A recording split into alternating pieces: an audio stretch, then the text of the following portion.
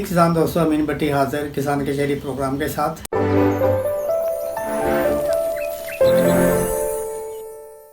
Agriculture पे तो हमारी बात होती रहती है, किसानों के साथ बात होती रहती है। आज हम बात करेंगे किसान की सेहत पे। दोस्तों, अल्लाह का बड़ा प्यारा निज़ाम कि जब कभी मौसम ख़राब होता है, बारिश आने वाली होती है, तो अल्लाह पाक हमें कुछ निशानियां भेजता है कि आप अपना किसान महतात हो जाए, अपना आप संभाल ले, अपने आप को, अपनी फसलें संभाल ले, अपना जो भी कोई तरीक़ाकार है वो इख्तियार करे। और अल्लाह पाक इंसान की, अपने मखलूक की बेहतरी चाहता है। तो बारिश आने से पहले अल्लाह पाक की तरफ से एक हवा चलती है, कुछ बादल नज़र आते हैं, आंधी आती है और किसान होशियार हो जाता है कि मौसम ख़राब हो रहा है और मैं अपना जो भी में एहतियाती तदाबीर हैं अपने लिए, किसी का किसान का सीड बाहर पड़ा है, किसी किसान की फसल बाहर पड़ी है, वो बारिश से ख़राब होने वाली है तो किसान उसको ढक ले। अल्लाह पाक हमें पहले से आगाही देता है आने वाले वक्त के लिए, किसी चीज़ के लिए, कि अल्लाह पाक हमारा अपने इंसानों की, अपने बंदों की हमेशा भलाई चाहता है और बताता है कि आप अपने आप को संभाल लो, मैं आपके लिए बारिश भेजूँगा जो आपके लिए बाद में बायस बरकत बनेंगी। और जब आंधी के बाद बारिश आती है, उससे पहले इंसान संभल चुका होता है। तो इसी तरह जब हम किसान की सेहत की पे बात करते हैं तो उसमें एक आम चीज़ ही है बुखार। और हम लोग माशाल्लाह, पाकिस्तान की आबादी इस वक्त 24 करोड़ बताई जा रही है और 24 करोड़ में से शायद मैं अगर 23 करोड़ कहूँ कि 24 करोड़ में से 23 करोड़ डॉक्टर हैं तो गलत नहीं होगा। और दूसरी बात ये है कि हमें जिस गोली का, जिस दवाई का नाम आसानी से याद हो जाए, हम हाफिज़ हो जाते हैं उसके और हमेशा वही खाते रहते हैं, जिससे हमारा जिस्म तबाह होता है। बुखार अल्लाह पाक ने भेजा हवा और आंधी की तरह कि जब आपको बुखार होता है तो वो इंडिकेटर होता है आपके जिस्म में किसी भी इन्फेक्शन का। हम उसको पेनाडोल 2 खा के बुखार को उतार देते हैं, चूँकि पेनाडोल वगैरह जो जिस्म में जाती हैं तो फौरी तौर पे वाइट सेल बढ़ाती हैं और जिससे हमें रिलैक्स मिलता है, पसीना आता है और बुखार कम हो जाता है। बुखार की वजह से जो इंडिकेटर है, असल बीमारी की तरफ हम तवज्जो नहीं दे रहे होते। बुखार हुआ गोली खाई, बुखार हुआ गोली खाई। तो बुखार एक इंडिकेटर है कि आप अपनी जिस्म का ख्याल करें, आपके कहीं ना कहीं कुछ फॉल्ट हो रहा है तो फौरी तौर पे किसी नेक डॉक्टर को दिखाएं। वैसे ऐसा मुमकिन नहीं है, मेरे ख्याल में शायद ही कोई अल्लाह का बंदा नेक डॉक्टर होगा, वरना सभी ड्रग माफिया में डाकू बने हुए हैं कि सबसे पहले आपको कोई हज़ारों रुपए के टेस्ट लिख के देंगे, उसके बाद अपने तजर्बात शुरू करेंगे। और कभी आपने देखा मेडिकल रैप्स जो होते हैं, एक कंपनी जो दवा साज कंपनी है, वो लाखों रुपए खर्च करती है अपने मुलाजमीन पे, जिनको मेडिकल रैप कहा जाता है।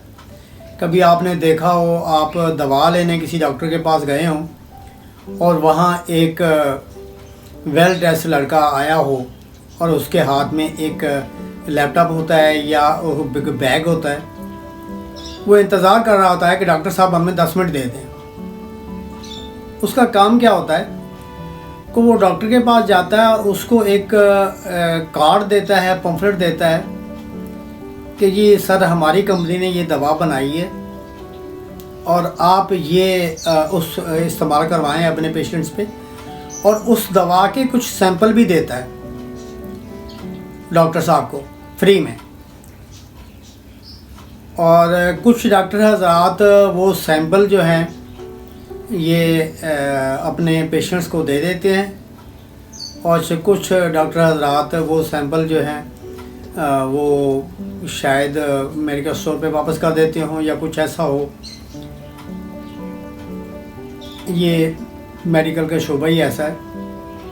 اس کے بعد کیا کرتے ہیں، یہ جو میڈیکل کمپنیاں ان لوگوں کو پٹرول دیتی ہیں، 50,000 تنخواہ دیتی ہیں ایک میڈیسن کے لیے، تو اس کا بوجھ ہمیں ہی اٹھانا ہوتا ہے.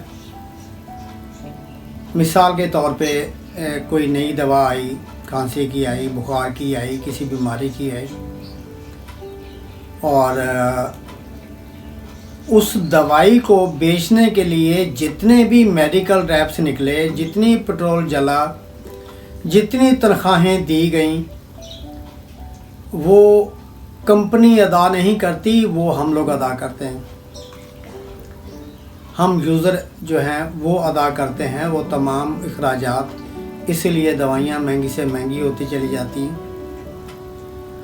تو ہمارا جو سلسلہ ہے، ویسے میرا فیس بک پہ ایک پیج ہے کسان صحت، اس پہ میں اکثر لکھتا رہتا ہوں اس کے بارے میں، لیکن ہمارا مشن کسان کے چہری میں آپ کو ہربل کی طرف لے کے آنا کہ آپ کبھی ڈاکٹر کے پاس جائیں ہی نہ. اگر آپ صحت مند ہوں گے تو آپ کو بیماری بھی نہیں آئے گی. جب بیماری بھی نہیں آئے گی تو آپ صحت مند رہیں گے، اور آپ کا خاندان صحت مند رہے گا، آپ کے بچے صحت مند رہیں گے. اس کے لیے ضروری ہے کہ آپ آرگینک کی طرف آئیں، اور آرگینک جو ہے بغیر کھادوں سے پاک، پیسٹی سائڈ سے پاک، سپرے سے پاک. مجھے یاد ہے اس وقت میری ایج 60+، اور 1965 میں ہمارے علاقے میں کوئی کھاد نہیں تھی، کوئی سپرے نہیں تھی، اور نہ ہی کوئی بیماری تھی. ایک بخار ہوا کرتا تھا، اور اس کو نام دیا گیا تھا کہ بخار میں اپنی زبان میں لوگ اپنی علاقائی زبان میں اس کو کہتے تھے. ہم لوگ ہمارے علاقے میں، ہم پنجابی ہیں، تو بخار کو تاپ کہا جاتا تھا.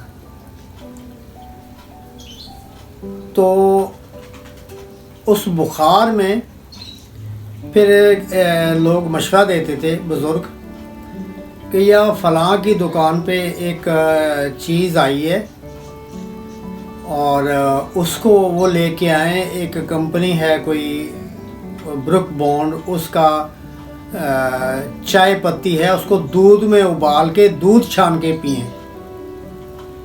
یہ اس زمانے میں ہمیں دی گئی تھی، اور آج ہر گھر میں میرا بھی جب تک چائے نہ ملے صبح ہوش ہی نہیں آتا. اب تک کی ویڈیو کے لیے اجازت دیں. دوستو، اگر آپ کو میری ویڈیوز اچھی لگتی ہیں تو چینل کو سبسکرائب کرتے ہوئے بیل آئیکن کا بٹن دبائیں تاکہ ہماری آنے والی ویڈیو آپ تک پہنچتی رہے، اور ہم اس کسان کے چہری پلیٹ فارم میں اکٹھے ہو کر اپنے آپ کو خوشحال بنائیں. اللہ حافظ.